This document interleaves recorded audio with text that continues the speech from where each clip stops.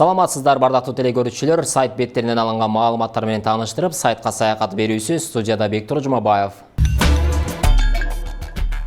Фимпол Матраимовдун мүлкүн тизмектеди. Текшерүү учурунда Матраимовго апасынан калган мурастын 1/3 бөлүгү өткөн аныкталды. Экономикалык кылмыштуулукка каршы күрөшүү мамлекеттик кызматы бажы кызматынын жетекчисинин мурдагы орун басары Райымбек Матраимовдун өлкө аймагындагы мүлкүн текшерип бүттү. 2018 жылдын декабрында президенттин жылды жыйынтыктоочу маалымат жыйынында журналисттердин Матраимовдун байлыгы тууралуу көтөргөн маселесинин негизинде башкы прокуратура 2019 жылы февралда сотко чейинки териштирүүнү баштаган.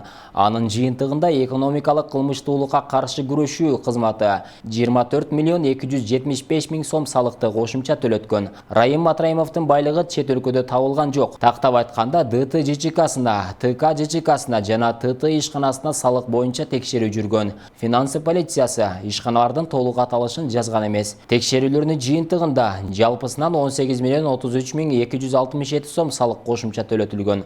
Ал эми чет элдик компаниясында иштеген Матраимовдун аялы УТ аттуу жарандын ишмердиги боюнча 2019 жылдын май айында салык боюнча текшерүү дайындалган. Анын жыйынтыгы менен 6 миллион 241 миң 728,71 сом кошумча салык алынган. Каражаттын баары бирдиктүү депозит эсебине которулган. Учурда калган чыгымдарды кайтаруу боюнча аракеттер жүрүп жатат. Ошол эле учурда Райымбек Матраимовдун бирдиктүү салык декларациясына өзүнө жана аялына таандык деп төмөнкү мүлктөр көрсөтүлгөн. Ысык Көл облусунда жайгашкан коттедж Lexus GX 460 үлгүсүндөгү автоунаа Матраимовдун жубайына таандык. Бишкекте 2 батир, Ош шаарында 1 батир. Андан сырткары Матраимовго тиешелүү Бишкек менен Ош шаарларында бирден батир. Аны 2004 жылы сатып алган. Ошол эле учурда Райымбек Матраимовго энесинен калган мурастын 1/3 бөлүгү өткөн. Бирок аны Матраимов жакын туугандарына берген. Энесинен калган мурасы Ош шаарында жайгашкан турак жай Рымы аттуу кишиге берилген. Ош облусунда бак-дарак тигилген жер тилкеси Тымы аттуу кишиге берилген. Чүй облусунда жайгашкан турак жай Имы аттуу кишиге берилген. Экономикалык кылмыштуулукка каршы күрөшүү мамлекеттик кызматы Матраимовдордун чет жакта мал-мүлкү боюнча тийиштүү жактарга сурам жөнөтүп, жообун күтүп жатканын кошумчалады, дейт Спутник KG. Аз күндө Садыр Жапаровдун тарапташтары түрмөгө барышып күч менен алып чыгышабы? Өлкөдөгү кайчылаш кырдаалдан улам ачууланган Садыр Жапаровдун электораты копшолушуп, чукул арада лидерин түрмөдөн суруп чыгуу боюнча план түзүшкөнү кабарланды. Мындай суук кабарды уккан Садыр мырза жигиттерин сабырдуулукка чакырып, азырынча мыйзамдуулукту күткөнү эмнеден кабар берет. Кызыгы жакында саясий туткундар да баш көтөрүшүп, кызык оюн башталчудай. Булак Азия News. Салыкчылардын аракетинен жашырылган 7 миллиарддан ашык каражат табылып, анын 5 миллиардтай сому мамлекеттик казынага түшүптүр деген жаңылык дүңктей түштү. Бул албетте жакшы жышаан.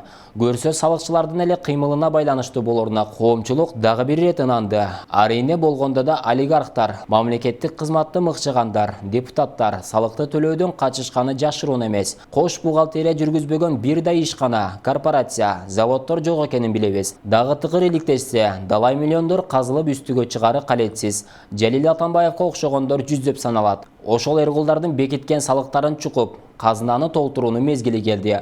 Ал үчүн салык башкармалыгынын жетекчилери өздөрү таза болуусу талапка ылайыктуу, дейт. Ачык сөз. Булак Назар News. Полковник Жеңиш Жоробековду каралагандар жазага тартылышат. Ынтымак ыдырап, алгылыктуу иштеп аткандарга оор каза баштаганы уят. Аз күн мурда 10-чу башкармалыктын начальниги Жеңиш Жоробековду каралашып, фетого жабыштыруу менен соц тармакты шыбап жатып калыппы. Себат-сабаттан балдарыбыз билим алып атышат го. Жеңиш мырза Туркияда милициянын жогорку мектебинде окуган.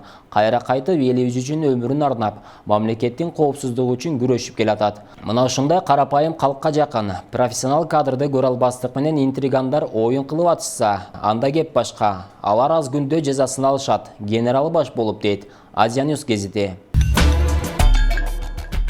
Дайверлер Ысык көлдө суу астынан 25 кап таштанды чогултуп чыгышты. Иш-чара учурунда тартылган видео алардын YouTube каналына жайгаштырылды. Аквалангисттерден турган Таза Ысык көл экологиялык коомдук уюму кезектеги ишембилигин Чоктал айылындагы Урожай пляжында өткөрдү. Дайверлер суу астына желим баштык жана бөтөлкөлөрдү алып чыкты. Таштандылар жалпысына 25 кап болду. Социалдык тармактарда бул демилге колдоого алынып, жарандар аквалангисттерге ыраазычылык билдирүүдө. Булак Спутник KG. Интернет блогтарынан алынған маалыматтар мынаушылар болды. Ескерте кетсек, сайт бетінен алынған маалыматтардың маани маңызына 7-ші канал жооптуу эмес. Кечиңиздер көңүлдүү улансын, аман болуңуздар.